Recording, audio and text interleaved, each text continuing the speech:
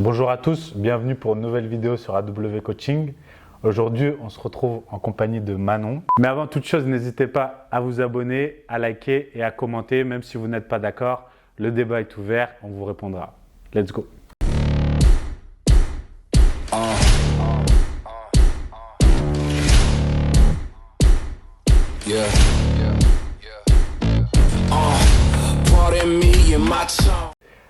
Manon, est-ce que déjà tu peux te présenter pour ceux qui ne te connaissent pas? Oui, bien sûr. Je m'appelle Manon, Imagine Manon sur Instagram. Je suis coach et formatrice pour les coachs. J'ai aussi un parcours de compétitrice bodybuilding catégorie bikini dans plusieurs fédérations. On aura l'occasion d'en parler peut-être tout à l'heure, développer. Et puis voilà, je suis ravie d'être ici avec l'équipe d'AW Trainer. Super, donc voilà, on est là par rapport à notre partenariat entre AW Trainer et Manon justement, donc vous retrouverez ça sur les réseaux sociaux. Et le but de cette vidéo, c'est de parler un petit peu de ton parcours en compétition, les erreurs que tu as pu faire et notamment ce qu'on retrouve fréquemment, c'est-à-dire le fait qu'il y a beaucoup de compétitrices, donc de femmes, on va parler spécifiquement des femmes, qui ont des problèmes hormonaux et métaboliques après les compétitions, dû au régime restrictif et aux différentes erreurs qu'on a fait. Alors à la fois, parfois, certaines choses, c'est normal, temporairement, et des fois, non. Donc, est-ce que déjà, tu peux parler un petit peu de ton parcours de compétition? Comment ça a commencé? Comment tu en es venu à concourir? Alors j'ai toujours fait du sport depuis ma plus tendre enfance. Ouais. J'ai fait notamment beaucoup de danse et de sport de combat, donc capoeira notamment. Et puis petit à petit j'ai glissé vers le fitness, donc en commençant par, je pense comme beaucoup par les cours collectifs. Ouais. Et après je me suis mise sérieusement à la musculation, donc ça fait à peu près 8 ans. Ok. Et en s'entraînant 5 à 6 fois par semaine, toutes les semaines, avec le régime alimentaire qu'il faut, etc. Moi, je suis quelqu'un qui a besoin de me fixer des objectifs pour avancer, pour avoir un but. Et du coup, l'objectif que j'ai trouvé, c'était participer à une compétition, donc en catégorie bikini. Je trouvais que c'était une jolie catégorie qui était accessible naturellement, c'était important pour moi. Et puis les shapes des bikinis me faisaient rêver, donc au niveau esthétique, j'avais vraiment envie de ressembler à ça. Donc en 2017, j'avais 3 ans de muscu du coup. Ouais. J'ai commencé par le top de Colmar, et puis la demi-finale et la finale IFBB. Et en fait, super expérience préparée par un coach, mais qui n'était pas du milieu bodybuilding. Ok. C'était un coach sportif classique de ça? Un coach sportif classique, alors qu'il me coachait à distance, donc il me régulait sur les entraînements et la diète. Et j'avais déjà bien progressé avec lui, donc je lui ai demandé s'il voulait me préparer pour la compétition. Voilà. Donc très belle expérience sportive, humaine.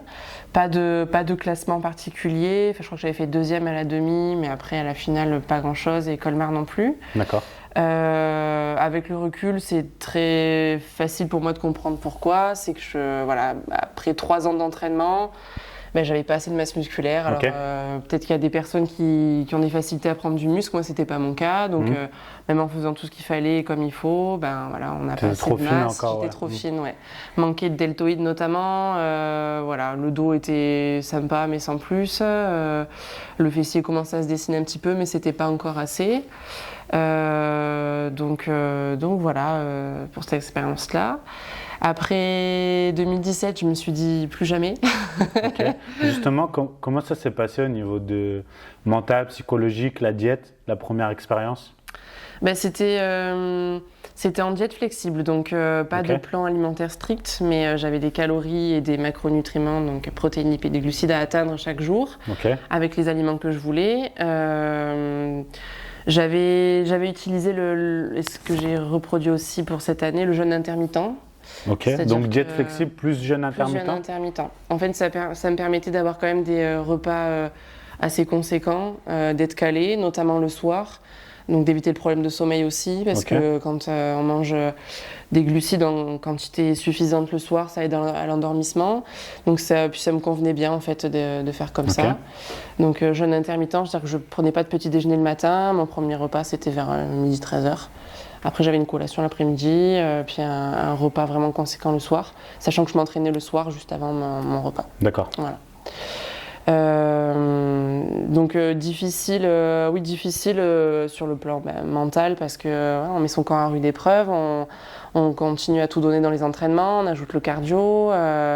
La jet, on se coupe, même si c'est une jet flexible, on se coupe socialement aussi parce que ça veut dire quand on est invité, soit décliner, soit ramener son tupperware. Au restaurant, c'est compliqué. Oui, parce que malgré la jet flexible, tu devais peser et pouvoir quantifier tes calories quand même. Donc il y a quand même cette contrainte-là. Ouais. Tout était pesé. Et puis quand on a un nombre de calories restreint, on ne peut pas se faire plaisir en mangeant vraiment burger, chocolat. Donc on en vient à choisir des aliments qui sont le plus rassasiants possible et le plus intéressant au niveau nutritionnel. Donc voilà, même si c'est une diète flexible, ça rejoint riz. Parce que du coup, tu faisais la diète flexible vraiment jusqu'au tout dernier moment? Jusqu'au même si tu as fait une décharge-recharge ou pas? Alors pour 2017, non. Et pour cette saison-là, oui. Avec la diète flexible aussi, du coup? En la peak week, la dernière semaine, je m'étais fait du coup moi un plan alimentaire plus strict. Ok. Pour éviter des aliments que je digère pas bien, donc ballonnement, etc. Pour éviter la rétention d'eau. Donc les derniers jours, j'avais mon plan avec 4-5 aliments très basiques que je digère bien, etc. Donc oui, à la fin de la saison 2017, je m'étais dit plus jamais parce que au niveau santé, c'est pas anodin aussi de faire ce genre de compétition, notamment pour les femmes. On a un équilibre hormonal qui est assez fragile et qui peut être facilement perturbé. Et du coup, en 2017, j'étais en aménorrhée, donc plus de cycle menstruel. Donc, à partir de quand? Alors ça a commencé, en fait, ça a commencé un peu avant ma préparation parce que j'étais déjà en mode muscu à fond. J'avais moi-même drastiquement baissé mes calories. Je faisais un peu la chasse à tout ce qui était matière grasse, etc. Grave erreur. Et du coup, oui, j'avais minci, j'avais atteint mes objectifs de l'époque, mais à quel prix, c'est autre chose. Donc à la base, tes aménorrhées, elles sont plus arrivées par manque de connaissances que par le processus naturel de restriction calorique? Exactement. Exactement, par un manque de connaissances et puis oui, le fait de pas s'écouter aussi et puis de négliger le problème parce que quand on est en aménorrhée, au début on se dit je peux me règle, limite on est contente de ce qui est parce que c'est mais après quand on se renseigne un peu sur le sujet, on voit que tous les problèmes que ça peut poser, ostéoporose, chute de cheveux, problème de peau, ça peut aussi jouer sur la fertilité à long terme donc c'est pas anodin quand même. Et j'avais été assez effarée à l'époque. J'avais consulté un médecin, j'avais consulté un médecin généraliste, un gynéco. Et en fait, c'est des personnes qui n'étaient pas du tout au fait de ça. Donc je me rappelle le gynéco qui m'avait mis sur la balance, il m'avait pesé. Il avait regardé son tableau IMC et il m'avait dit non, pourtant vous êtes l'UMC, c'est bon. Sans prendre en compte, alors l'indice de masse corporelle, c'est peut-être parlant pour des gens sédentaires, mais dès qu'on commence à se muscler, à pratiquer une activité, en fait, si l'IMC d'un bodybuilder, ça va le faire paraître en obésité, par exemple, c'est plus du tout adapté. Donc voilà, pas du tout, pas bien accompagné là-dessus par le corps médical, donc un peu livré à moi-même. Je me suis renseignée du coup sur internet ou en parlant avec d'autres compétitrices qui avaient ce problème-là et j'ai compris que c'était vraiment lié à mon alimentation, au déficit calorique, au fait de consommer très peu de lipides et j'ai mis quand même 2 ans à retrouver mon cycle. D'accord. Voilà. Donc c'est la raison principale pour laquelle tu n'as pas voulu reconcourir au début? Exactement. Puis après j'avais conscience aussi que la prise de muscle ça prend du temps et que 6 mois après ça aurait été la même. Oui, donc, il fallait le temps que tu puisses prendre du muscle. Mais comment ça t'est revenu l'envie de refaire de la compète du coup? Ça m'est revenu que, entre-temps, j'ai passé mon BPGEPS haltéro-muscu, donc je me suis remise dans le milieu sportif. J'ai côtoyé des gens qui ont fait de la compète ou qui avaient envie d'en faire, donc c'est vrai que on se replonge là-dedans. Et puis en fait, j'avais une revanche à prendre. Voilà. Quand on fait autant de sacrifices et qu'on n'a pas le résultat, le podium escompté, j'avais envie vraiment de performer et donc j'ai pris le temps. Après, il y a eu le Covid, donc ça a repoussé un petit peu l'échéance, mais je m'étais dit, si je remonte sur scène, je vais avoir mes chances quand même de faire quelque chose de joli. Ok, et donc là, on est en 2022, 5 ans après.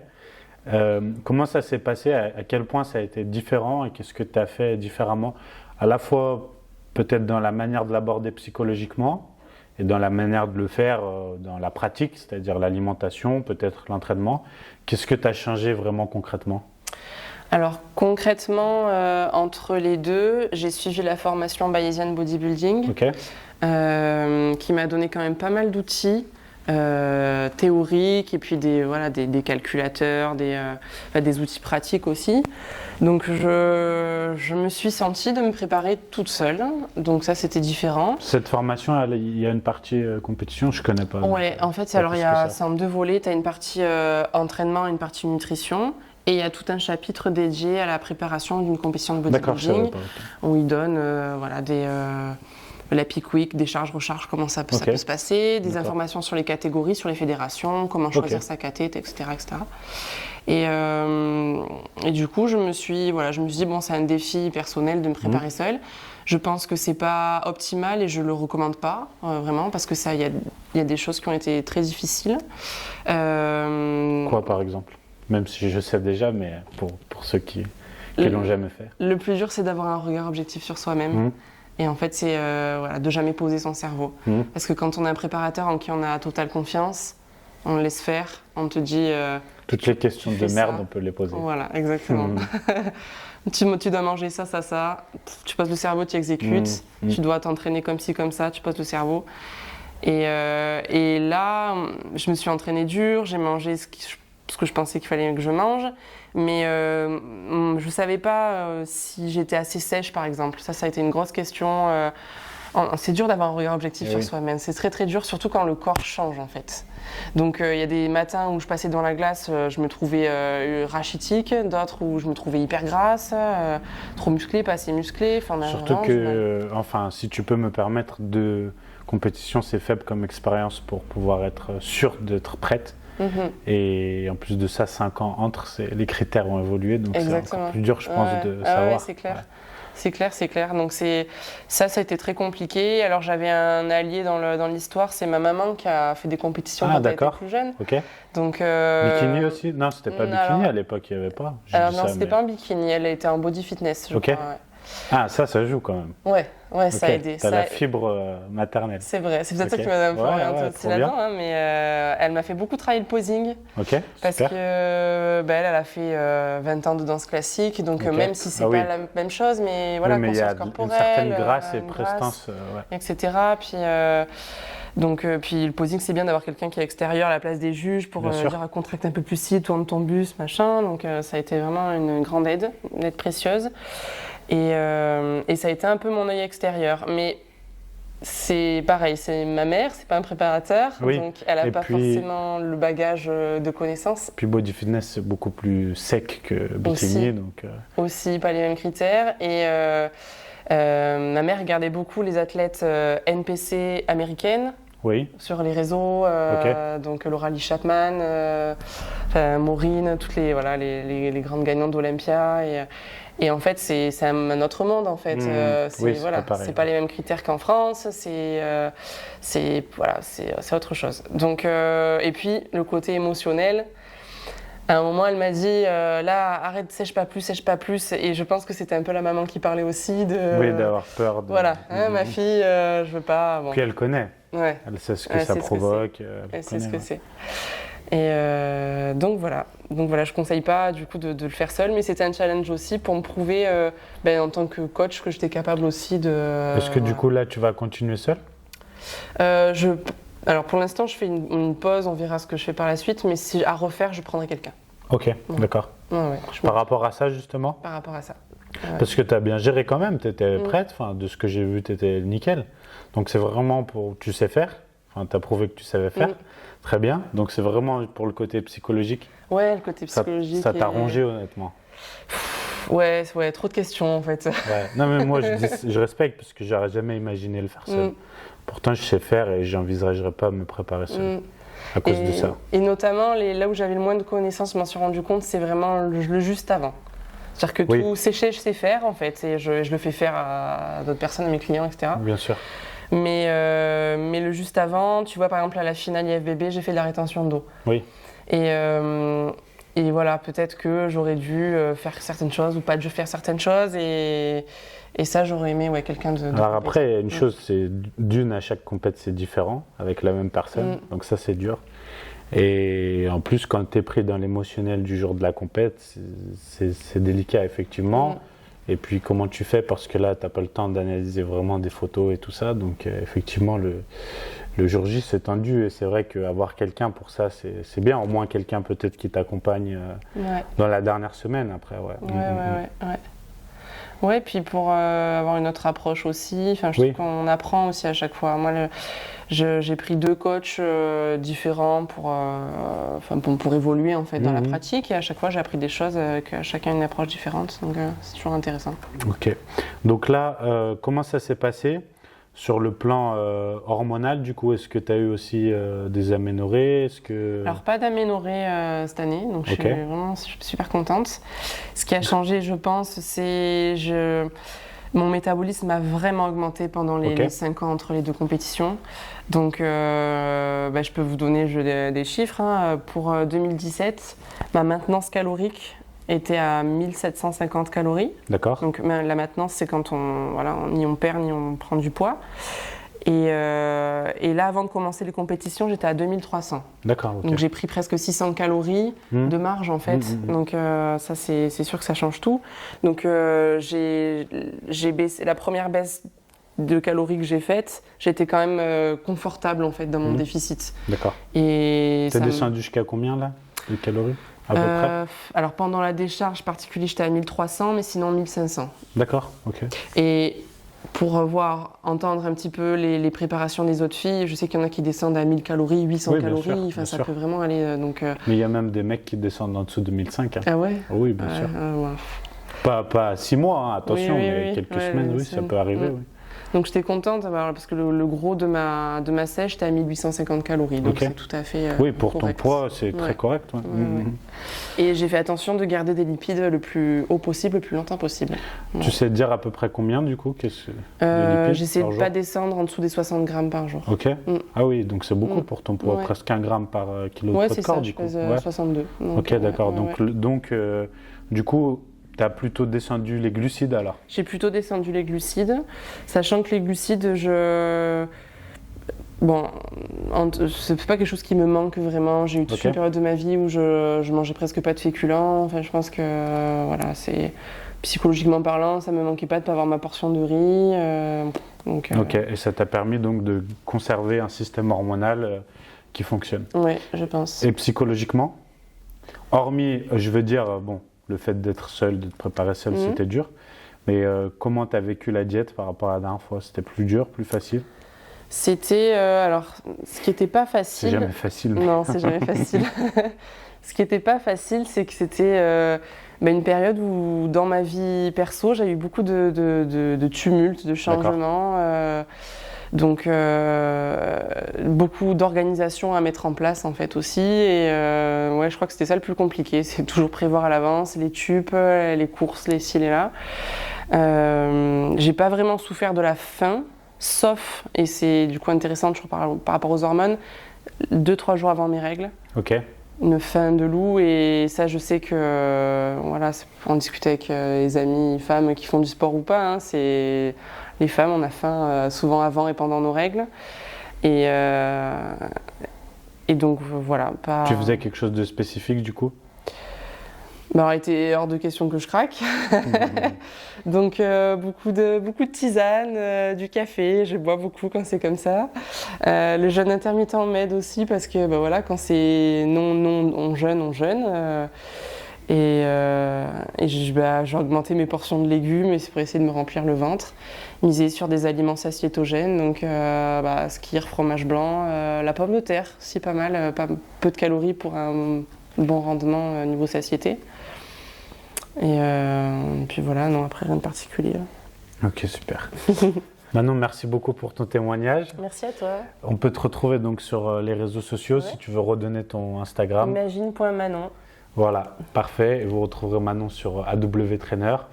N'hésitez pas à vous abonner, à liker, à commenter. Si vous avez des questions pour Manon, n'hésitez pas à les écrire dans les commentaires ou à l'interroger directement sur son Instagram. Et on se retrouve très vite pour une prochaine vidéo. À plus, bye bye.